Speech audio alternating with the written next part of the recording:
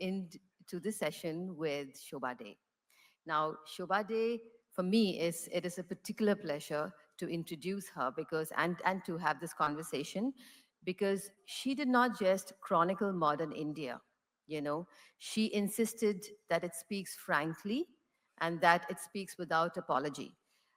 She arrived on the literary scene, as my colleague mentioned, a long time ago, but with a journalist's nerve, a novelist's eye, and a refusal to avert her gaze. And she captured an India in motion, which is aspirational, contradictory, exuberant. She wrote about money, matters, intimacy. She reminds us that style can be substance and that wit can carry weight. Now, for many of us here, we know Shobha from her Stardust days. And then for the younger ones in the audience, you would know her for her views on Duranda. But let's begin with the book, with the Sensual Self. And we'll ask, Shobha, lovely to have you, as always. Thank you very much. Thank you, Chennai. Thank you all for being here on a Sunday afternoon. Always a great pleasure to be at the Lit Fest, the Hindu Lit Fest, and to see the numbers and to see such an informed audience, a great pleasure. So thank you again. Looking forward to a wonderful conversation with Rosella and then the questions to follow. Thanks again. Yes. And a quick thing. Now, you'll also, some of you would be aware, and I think I need to bring this to your attention, that Shobha is one person who Amitabh Ghosh called a national treasure. Shobha has also got 200 published dissertations, and is also, her books are taught at universities. So there's a lot going on. But let's begin with this, Shobha. Now, right from socialite evenings, there's always been raciness, sex, and all of that associated with you. But from fiction to nonfiction, and now this journey, as you've mentioned before, is not a memoir, it's a mirror. Why did it take this long to bring this book out? And now that you've traveled with it extensively, how do you think you would review it? Gosh, so many questions in one. A small correction, if I may. I have written 28 20, books, yes. out of which a few are novels. There's a lot of political writing in between. Most of my columns are politically incorrect and commenting on society in change. The raciness, of course, in my early novels, and I'm so glad it's there because it was by design. It didn't just happen. It was a question of putting something out there about a rapidly changing India, about urban India. There were no books reflecting that new, exciting India back then. So the first book, Socialite Evenings, which was over 35 years ago, talked about modern urban marriage. But there was nothing racy about it. I think what people, readers at that time, found shocking was the premise that a marriage could end not because of abuse and drunken behavior, but because the woman wanted more from the marriage, that it was something that didn't fulfill her own dreams and fantasies about what marriage should be. Now, this book, as you rightly said, it's part mirror, it's part memoir, it's also part a quest. For the longest time, I have wondered why that word intimacy itself is so scary to our society and to a lot of societies across the world. And particularly, the young of today seem to find the very idea of intimacy terrifying. Their most intimate relationships are with their phones. And I often wonder how much comfort a phone can give you when all you want is a hug. But clearly, they're not looking for hugs. They're looking for a text which substitutes for a hug. So it's a book that raises a lot of questions in my own mind. Also, a reflection of looking back at my earlier self and wondering whether my own growing up process was sufficiently rich in terms of responding to the sensual around us, and whether it's still possible to retrieve that. I believe it is, because I grew up in a very conservative middle class environment where topics of this kind were simply not tabled, forget about being encouraged. I don't think much has changed. And many years ago, also the reason for writing this book, I had co-edited an anthology with Khushwant Singh. It was called Uncertain Liaisons. It was a series of essays on a lot of it, the same topic, sensuality, erotica, uh, how Indians feel about their bodies, how they feel about sexuality and sensuality, which the two are interlinked. Uh, and that book, I'm sure David had published that, Uncertain Liaisons for Penguin with Kushwant Singh. Yes. So that book turned out to be a bit too academic, and it didn't do well at all. Looking back, I'm not surprised, because a subject of this kind needs something much more than a professorial look at it. It's got to be something that is felt and which is experienced. It's a lived experience that you're sharing. And I hope with this book, whatever I felt, the questions that were unanswered back then, a lot of them I've tried to answer for myself, and certainly to raise questions for young readers in particular.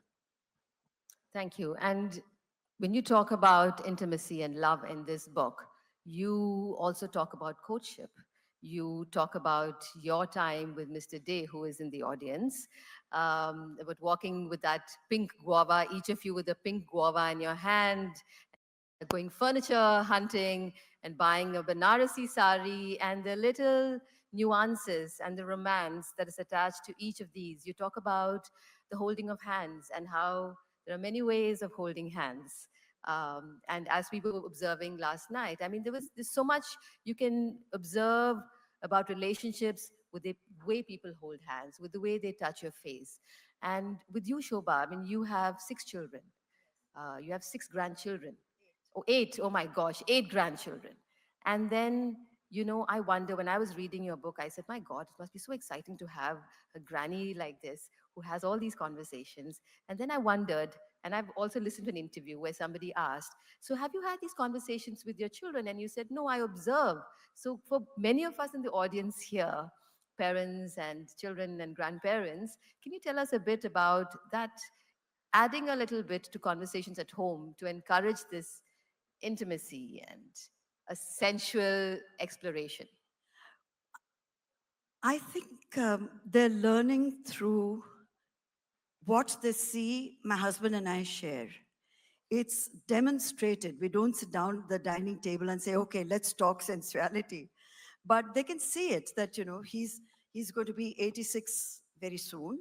I'm 78. But at this stage in our lives, after having been married for more than 4 decades, we have not turned invisible to one another. We very much exist. We acknowledge each other's presence. Our physicality still matters to us. We demonstrate that.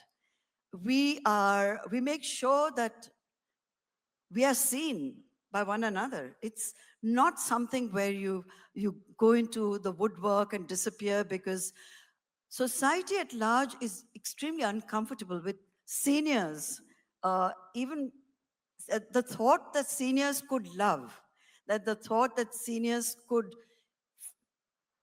seek pleasure makes society feel definitely squeamish. So, do I engage in these conversations with my children? Definitely not. Have they read this book? Perhaps, perhaps not. I haven't had that many comments coming from them, but then they don't read quite a few of my books. They have not read. Consciously. No, no, it doesn't interest them. Maybe. I've never dared to ask because I don't want the answer. I don't know how I'd respond. So I haven't dared to ask. Neither do I subject them to a sort of questionnaire or a general knowledge quiz that which was my last book and what do you remember from it? Not at all. I think they're individuals. I respect their taste in books. I respect their time more than anything else. And if they feel that they have better things to do with that limited the number of hours they have, rather than read mother's books. Maybe they will at some point later in their lives. I hope they do. So these conversations remain mainly, uh, they're very indirect. I mean, if they were at this very lit fest, listening to me talking to you, we would have a post-mortem about what was said.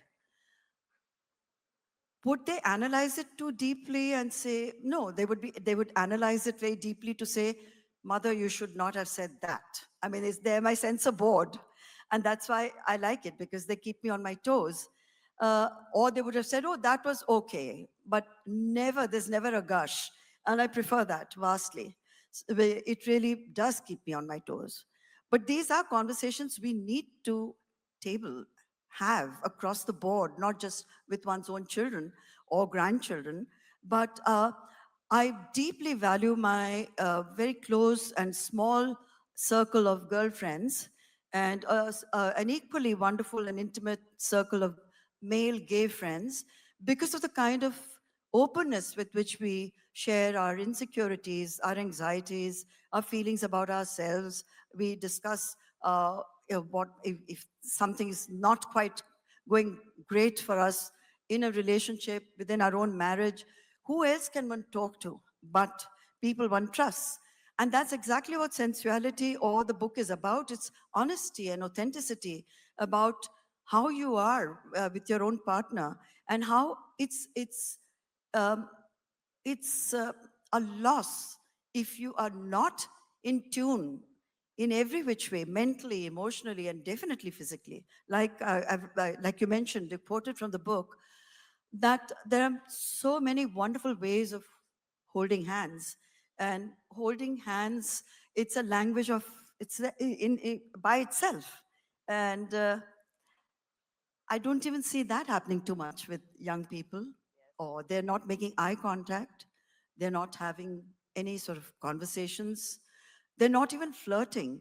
And you use the word courtship and you use the word woo, and I'll add another word, suitor. The young do not recognize these words. They often come to me and say, what does it even mean? Because they've not experienced it. And maybe it's really not important enough in their lives. But I really feel this book is a nudge to say, give it a try. Try and connect to beauty. That's all it is. Connect to a bird song, connect to music, connect. Try reading a bit of Kalidas, because Kalidas is quoted a lot. So is Japanese, the haikus, which are so beautiful, and poetry and music, movies, all the things that make food, of course, colors, what you wear. Wine. Yes, it's all of it is interrelated. Why are we losing touch with something that in India, particularly, we've grown up in a cultural environment that is steeped. It should encourage the expression of sensuality. The sari, I mean, look at how beautiful you're looking. It's the most perfect garment, the most sensual garment. No designer on earth can improve on the sari. You talk about the sari, I think in the book also you've mentioned the wearing of a sari, the undressing of the sari, and that whole dance. And believe me, I don't think we pay much attention to things like that. It feels a bit, for example, today there is a trend where having a boyfriend on campus is considered cringe. That's the newest, right? A lot of students, I mean, you're not supposed to have a boyfriend or call them a boyfriend. And then, of course, we were discussing polyamory, for instance. We have another speaker at the Lit Fest. Uh, and you, in your book, you talk about open relationships and how you do not understand them. You talk about porn, for instance, is not something you agree with. You have corrected people when they've talked about infidelity, and you've said this book is not about infidelity, and it's not something you endorse. So I see, and of course, when somebody asked you about ChatGPT and relationships, you said if it works for them, so be it. So I see this bundle of contradictions, and I would love to hear from you, Shobha, because you've seen it all and you've come this far. So, tell me something about what works, why it works according to you. The first thing, straight off, is I'm not being judgmental. I'm just saying I'm in a zone which I don't always understand something, because this change, driven by social media, has been so rapid and so dramatic that maybe it's difficult for me to process all of it and understand, say, Gen Z, when they're turning their backs on just regular human contact and relationships, when they have their ears permanently plugged with earpods, and they're reluctant to converse, even with one another. I'm not talking about conversing with the older people, which of course they have no interest in. And I wonder what it is that can sustain them. That is my big, it's a mystery to me, which I'm hoping to be able to understand by observing more closely, because getting into a conversation at that deep level with the very young is a challenge. They're not interested. What is it that sustains them? Because for a lot of us, I'm sure, here right now, the idea of love in its truest and most beautiful sense, whether it's love between partners, with your children, with your family members, with your friends, with colleagues, it's at the very, I mean, it's the essence of human bonds, human relationships. What can be stronger than an expression of love, or what can be a bigger motivator to establish a relationship with anyone other than seeking love, giving love, and receiving love? It's the whole foundation of, I think, of our human existence. I don't see any alternative to it. So I would love for Gen Z to tell me that there is something else that I am not seeing, that keeps them going, that keeps them motivated, that keeps them ambitious, restless, whatever it is that they're seeking. I want to know what that is. I haven't cracked it, and I'm not judging them. And this pursuit of wanting to know what there is. I mean, you, from what I gather, you also look at a lot of reels, especially from the smaller towns, to understand again. Tell us a little bit about this, because I see, when I converse with you, and I'm sure many who know you would attest to that, you're on the top of things. You know exactly what's happening, where, when, how, why. You have an opinion, and you are never backed into a corner. You always say what you think you feel. So give me some examples of what goes into the updating of Shobha Day. I mean, the knowledge, or what, how do you keep track of everything? I don't, I cannot. I would love to, but But you do. I try to, because it interests me, because I have this insatiable curiosity about people, and a kind of, yes, it is insatiable. I want to know what's going on because it teaches me so much. It's always a learning. So when I watch those reels from small town India, from actually rural India, of young women who are placing their smartphones on a dusty floor in a field and shooting themselves doing the most erotic film dances, Bollywood dances, replicating those moves. Sometimes they have their own children running around them, little babies. Sometimes their husbands are around doing whatever they're doing in the background. Male members of their community are watching these young women shooting these very, very provocative reels. I feel it's a kind of cathartic moment. It's like a revolution that's taking place where they feel free enough, not just to shoot those reels, but to put them out there. It's incredible. And then there's another young lady I follow who talks very candidly about having been forced to give up her education and get married into a very traditional rural family. Her husband, who doesn't speak any other language but the dialect that they speak in their homes. Here is this young woman with two young children shooting from her own kitchen while she's making khichdi for her family or rolling out chapatis. And simultaneously, she's carrying on one of the most engaging conversations on the great Japanese masters of cinema. Tell me, how does this happen? I think it's remarkable. You and I sitting here and talking is nothing. Look at that lady's interest levels in something so obscure to her life And I'm not being patronizing. Where would she? But she's taken the trouble, she's gotten into it. She loves that two or three directors who she's named, Japanese directors, very avant garde, very noir. And she talks about this all the while, cooking and taking care of her kids, and without the least self consciousness.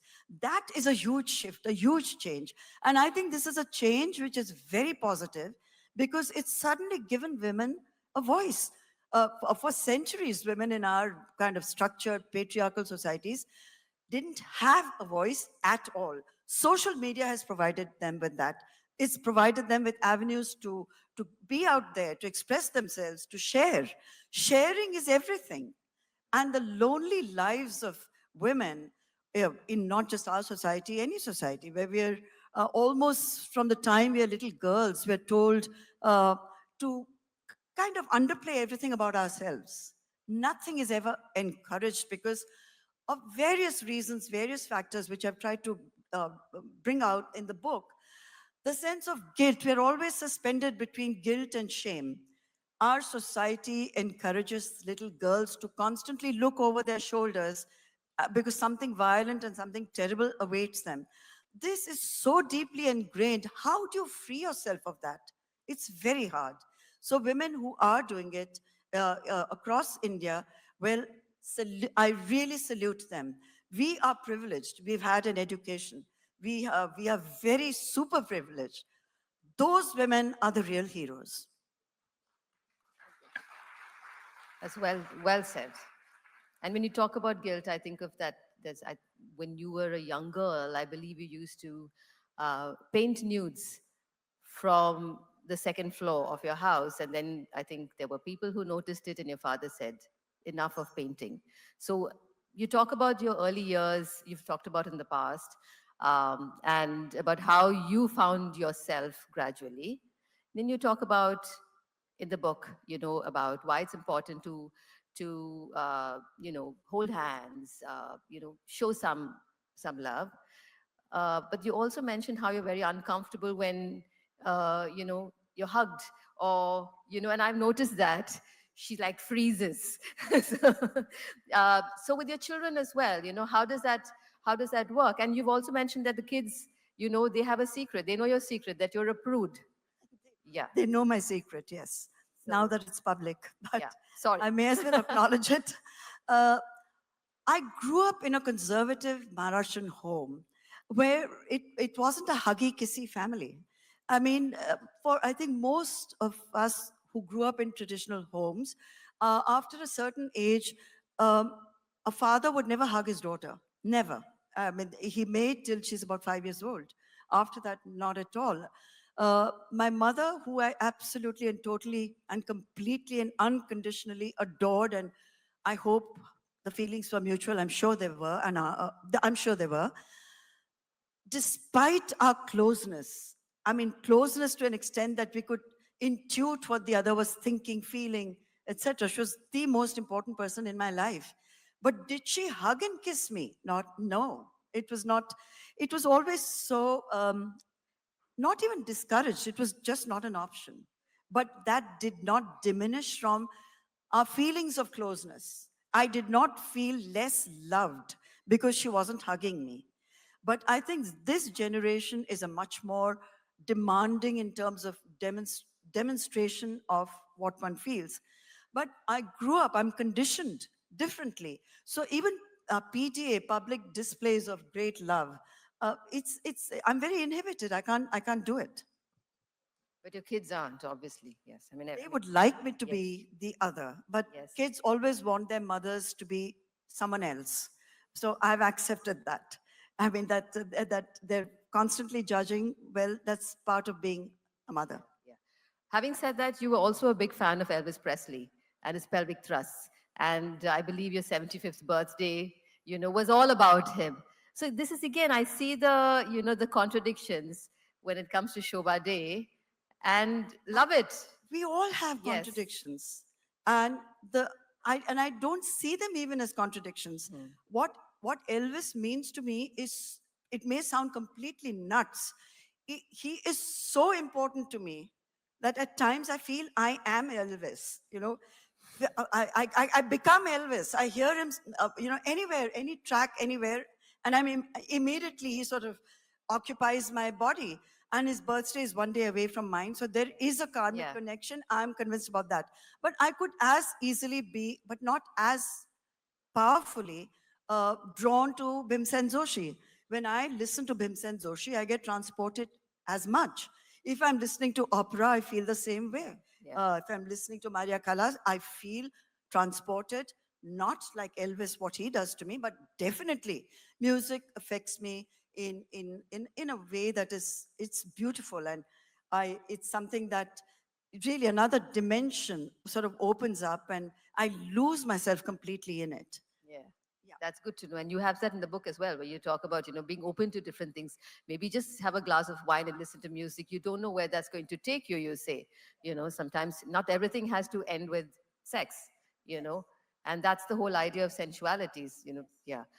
Where at all these talks you've had about for the book over the last few months, has there been a question that really surprised you and made you wonder, let me reassess how I think about a No, topic? there have been questions, but mainly there has been a sense of, what shall I say, it has touched things within people on many different levels, because they found bits of themselves in the book, because it's very real.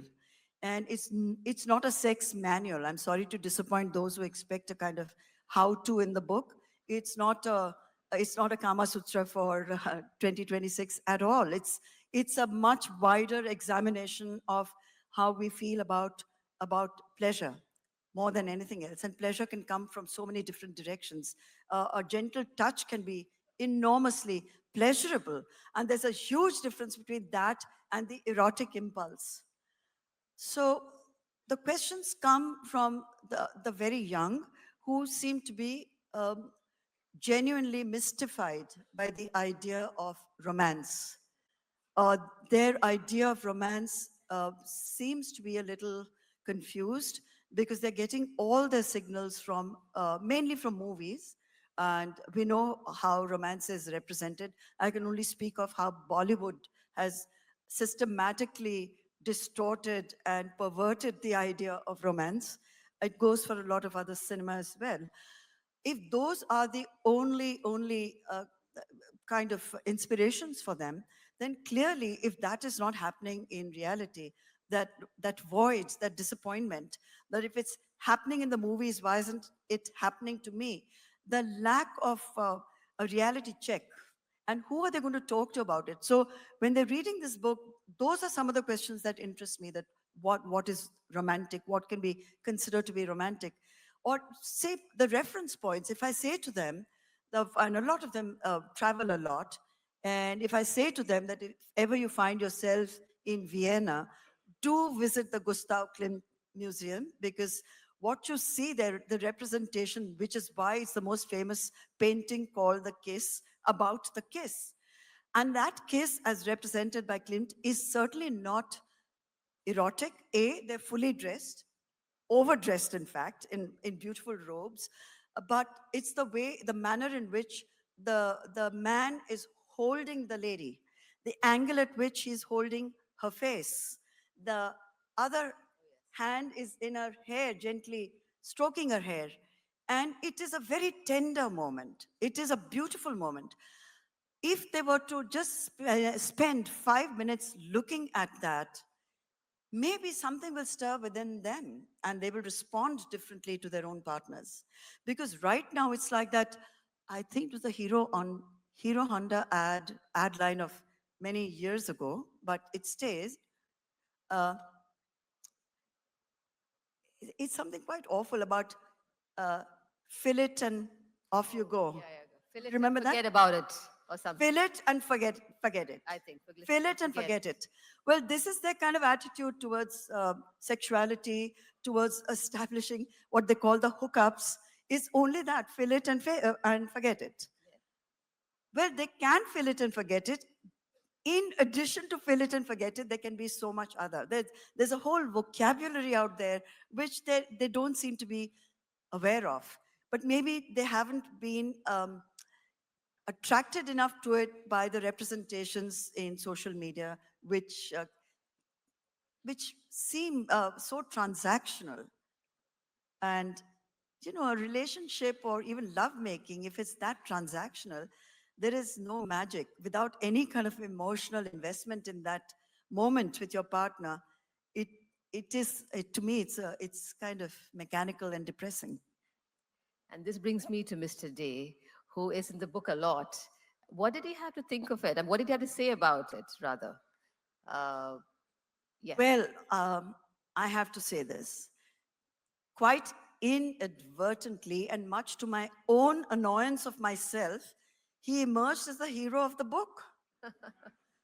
Suddenly, when I started to read the proofs, I said, "Oh my God, it's him all the way," and it's clearly whatever I have shared is directly in the context of what the two of us have shared. And he sensed it immediately. I mean, the minute he read the book, he emerged, because no one from the family reads the book till the book is in my hand. They don't even know what it's about, because I like it that way. Uh, when he emerged from the room, he was at least 10 feet taller. His chest had expanded by another 10 inches. And he was walking with a swag, and, he's like, "Oh, the book is all about me." I said, well, in a way, yes, I guess it is. It is. Definitely. I owe him a big one. Maybe we can share royalties, David. He's, yeah, he's like, we'll talk about that. Yeah. But through the book, and when I've asked you why he was referred to as Mr. Day and not Dilip, you mentioned something very interesting to me. If you can share that with the audience. The formality, The I like formality it. that I like it. yes. I find it, that's, my parents never called each other by their first names either. And neither did they refer to each other in the over familiar, like in Hindi, it would be tu. Like my mother or my father never called each other tu. So I grew up respecting that formality. It keeps a certain distance, and it also, I think, keeps a certain alertness. You don't take each other for granted when you are showing that respect. And I think the children also appreciate that a lot. Only trouble is that they started calling their dad Mr. Day. Oh, So I said, no, that's for me to call him, not okay. you. But in all our conversations in the chat groups, it's, "And how's Mr. Day doing this morning?" So, Yeah, which brings me into another interesting observation when it comes to you and Mr. Day.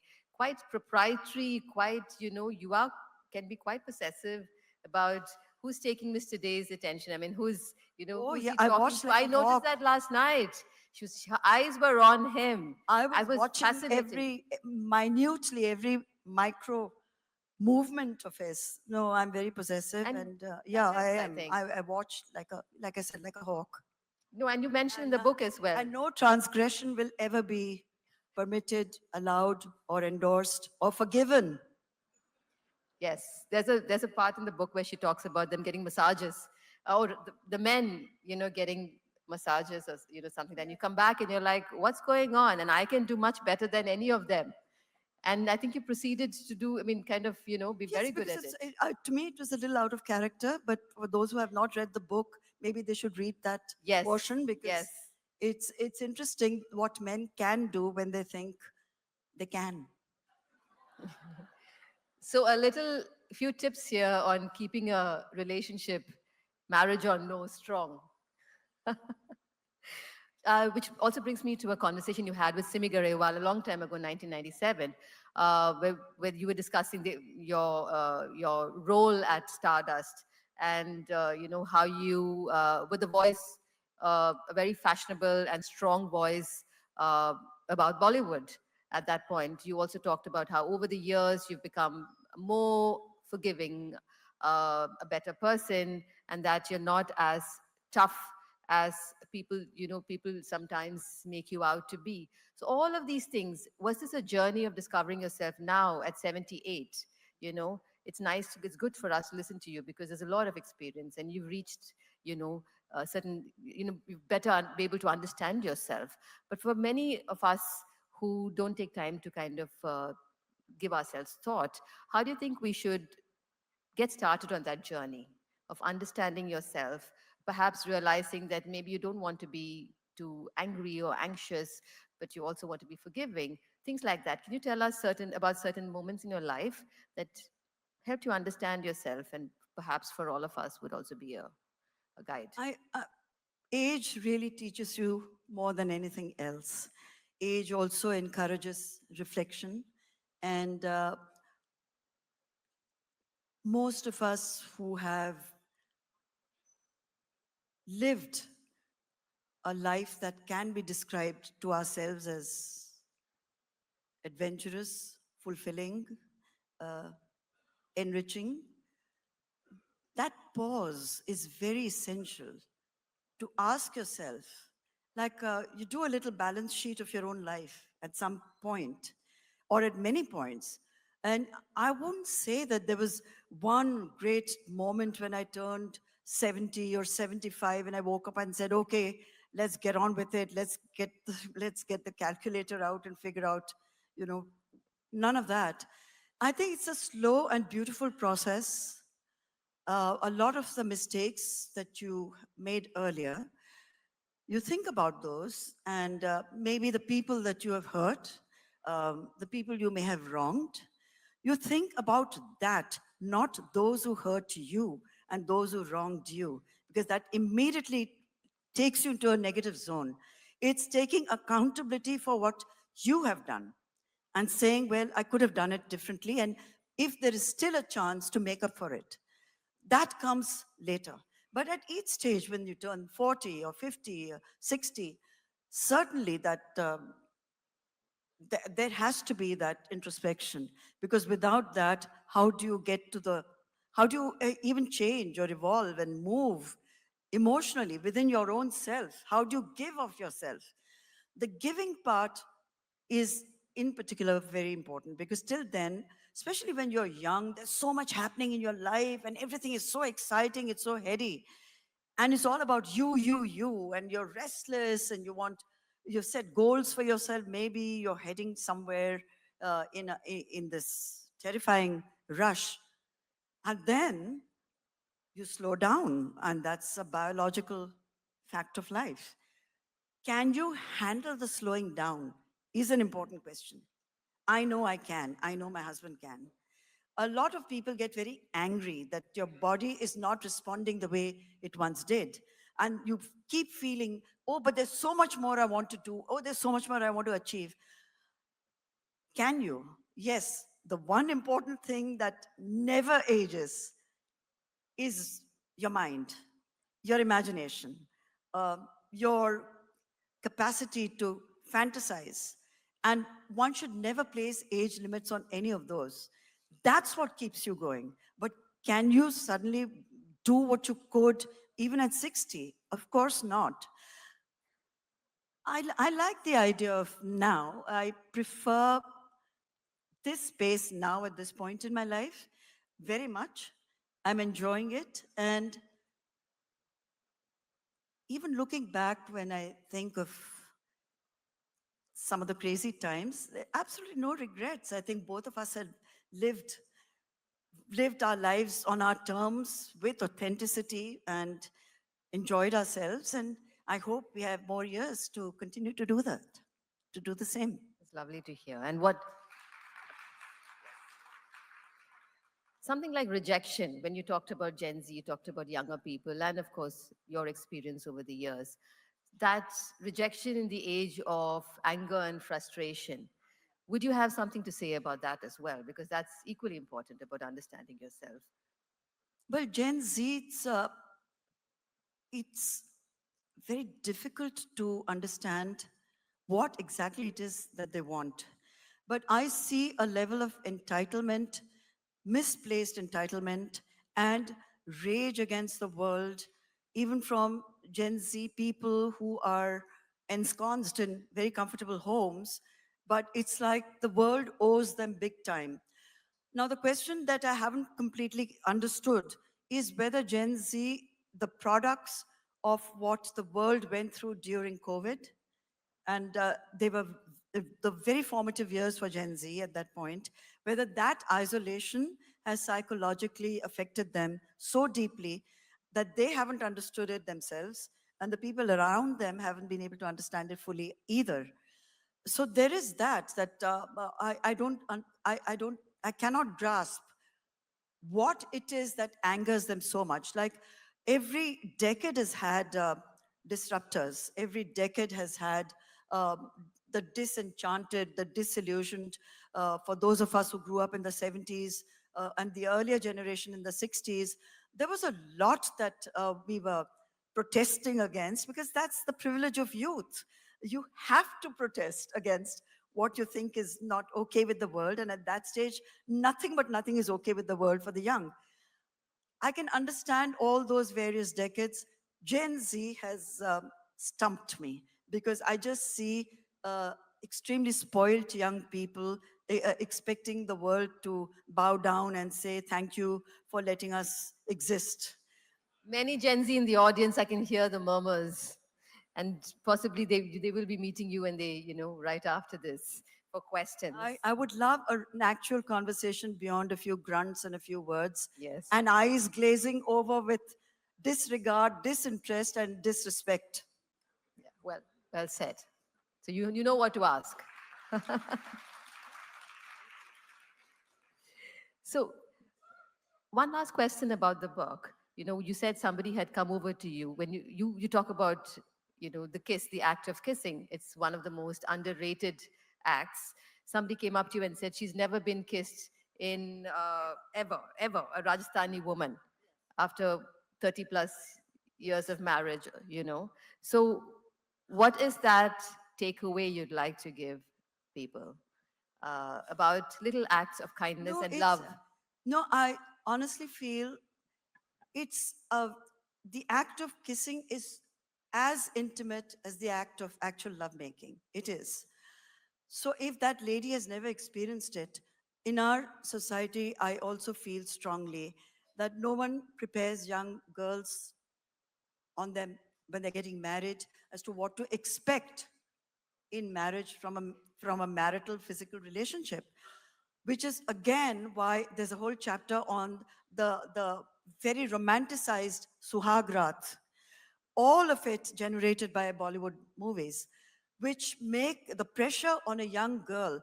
When a young girl is told by her mother that from henceforth your duty is to please your husband, what does it mean? When a mother tells, or a family or a joint family, that hamari ladki, I know it's Hindi is a bit tough, I'll try and translate it, पवित्र होनी पवित्र है पवित्र रहनी चाहिए. My daughter is pure. My daughter will, when she comes to you, she'll be pure. It only means she's a virgin. That's it.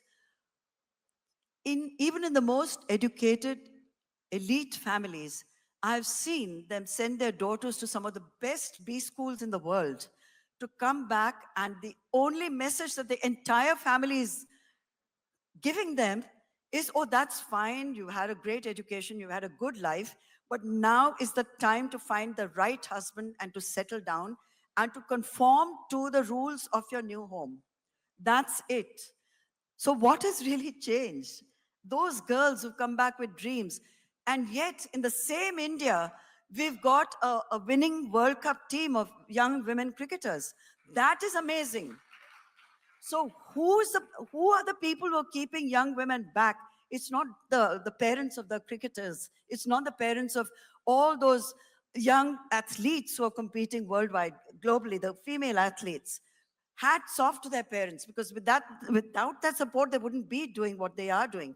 It's people in the cities, it's people like you and me, all of us sitting in this room, who place that kind of importance and pressurize our daughters that if you, to validate your existence, you have to be married into the right home. And once you're married, that's it. That's where you stay. That's where you belong.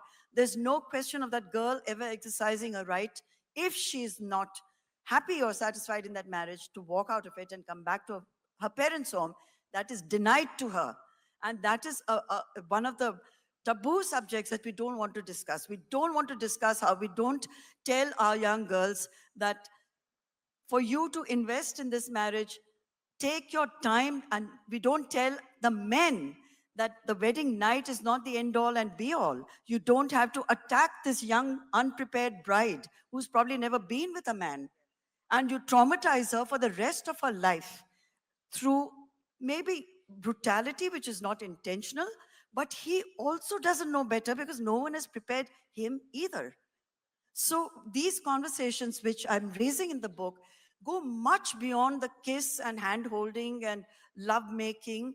They go behind the scenes of how our society is still unwilling to discuss something which is at the core of our relationships. If we are not telling our young what it means to have agency over their own bodies, what it means, what the word consent means, no one tells them that. So the whole reason for writing this book and raising some of those questions was to start these kind of conversations in our society, still so hypocritical, still so steeped in completely outdated notions of what is correct or what can be discussed or not discussed, so brainwashed into just suppressing even the idea of desire. Thank you for that. Thank you for that. I have to ask this for people in the audience as well, because we wonder when you're so outspoken, you're aware of what's happening in the country, you're so, you talk about the civic polls, importance to vote. And you've also said that you don't have a political agenda, and that is, what keeps you brave, and that's your strength, that's your hidden strength. Have you ever considered getting into politics? I'm pretty sure you've had requests. Requests. In politics, no one requests. Yes, I've had multiple, well, offers. Hmm. They all come with strings attached because there's no such thing as a free lunch or a free election ticket. And the reason that I have resolutely stayed away and I do not want to be indebted to any political party on any level. So people who think, but a Rajya Sabha nomination? For what? Do I need a free house in Delhi? Why should I disrupt my family life to go? Because, oh, it's so important to be an MP and to walk around in designer saris and pretend you're changing the world by occasionally getting up in parliament to contribute what you think is. No, I don't need it. I think as someone who's completely politically non-aligned, I don't need a favor from any political party.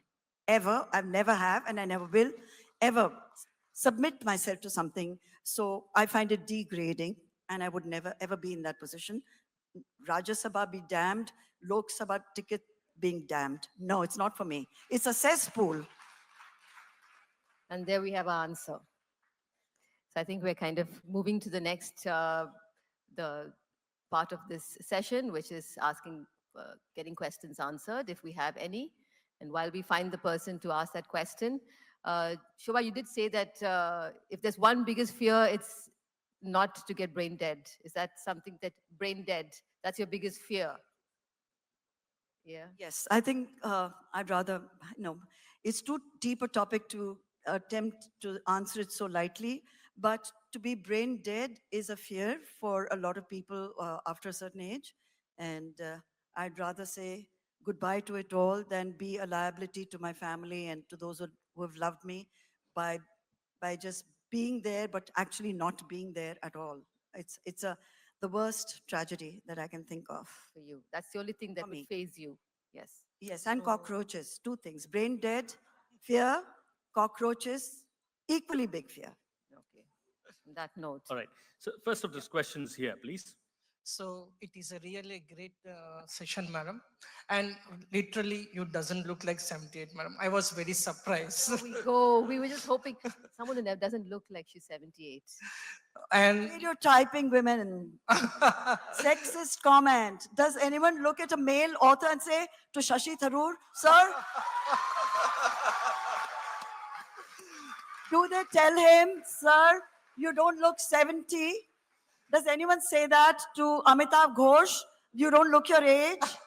I didn't got the opportunity to speak, madam. Oh, no, I'm just teasing you. It's okay. Sorry, sir, I'm you just walked teasing. into it. Sure. Actually, you walked into it. Yeah. I'm Dr. Aditya. I did my MD from Government College, Kottayam. So your talk, the thing is the sexuality, which has been very much submerged. Because I will share just two cases from my practice. I had an elderly couple, around 65-year-old.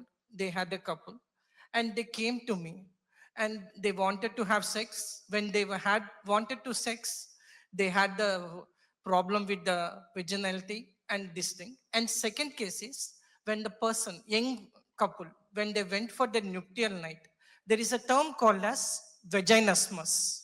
That is, whenever the first time a lady gets the penetration of the human penis, that is the man, they can go for the contraction. This is getting very technical. Okay, I don't think it's the right platform for this. You know, No, it's no, like, sorry, madam, sorry. but Why it's, I'm telling this, because this case I have seen, and couple has suffered.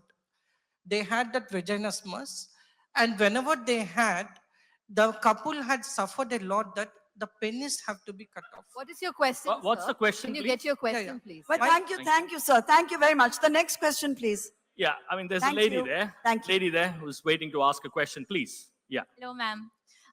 So we talked a lot about flirting, viewing, courtship, and then you talked about women finding their voices, women being empowered, women being able to speak their minds out. But I feel because of women finding their own voices, there's a lot of hatred towards women. Misogyny is, at a rise. Do you think this affects relationships in such a way that relationships today are more about sex rather than about sensuality and love because people are moving away from courtship? Yes, definitely. So you've in fact answered my question by asking your own question. It's absolutely accurate. It's true. It's not just misogyny.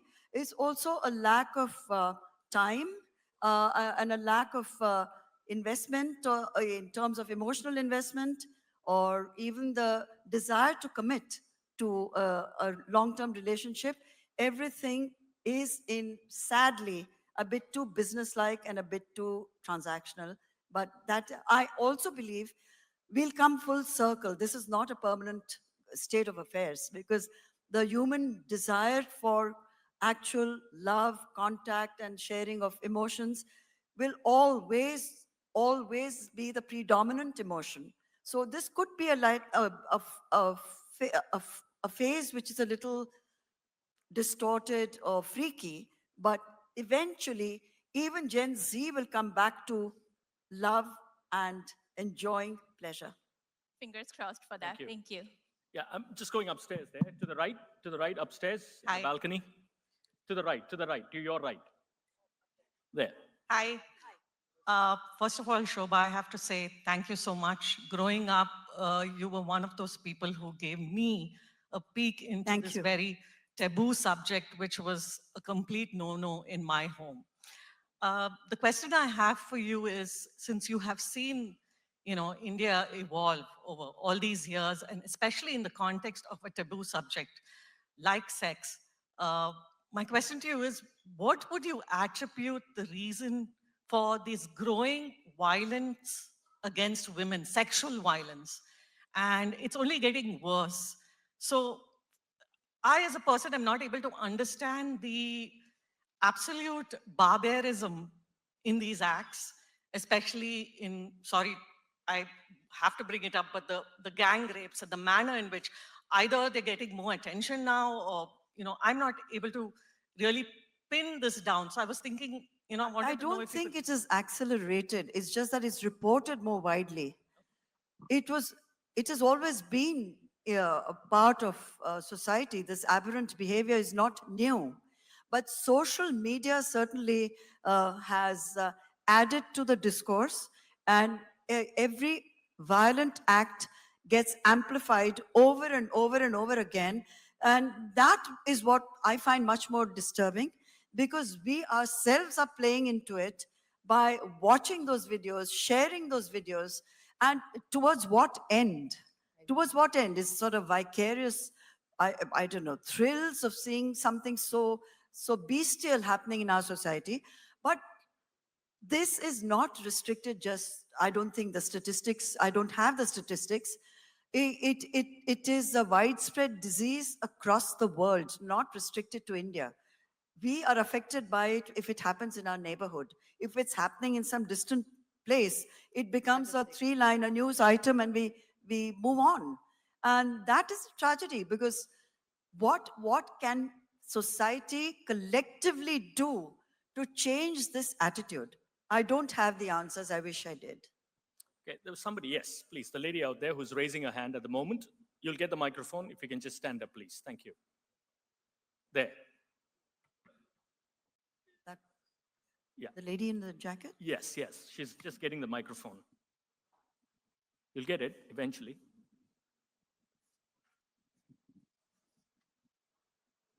There we go. Hello. Hi, thank you so much for your talk. I think when you brought up marriage and how women study and yet their end goal is marriage, I think I find myself in that boat right now. What do you think needs to change, or what conversations do we need to have to bring that change in thinking?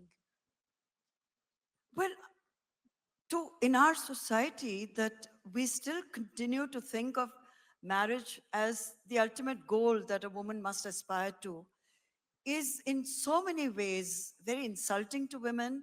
It's not acknowledging her sense of worth. It's not giving her the chance to accomplish what her dreams are. And I think it's for women themselves to put up a fight and resist it, because they can. Educated women can do it. They have the education and they can get the kind of financial resources to make themselves independent enough to have agency over their own life, so that the family cannot pressurize them into doing something that is not a part of their dream for themselves. And every woman at whatever age, stage, has the right to her dreams, has the right to her fantasies, has the right to be who she wants to be. And no society on earth can suppress that. Okay, I think the gentleman there had a question. Yes. I'm afraid this will be the last question. I know I promised you, we're just running out of time. Maybe you can meet her outstairs. Good afternoon, ma'am. Yeah. So this is a peculiar question. I think everyone knows this same thing. Social media, and we are living in an age of digital era. So do you think it has democratized the discourse of sex, sensuality, and whatever the topics that we are discussing? Or do you think it has just brutalized the same thing? I would say democratize, because everyone today has access to express an opinion. Yes. And that opinion can travel. And if Yes. that opinion is worth something, it Yes. doesn't matter where it's coming from. And it doesn't matter at what age the person is expressing that opinion.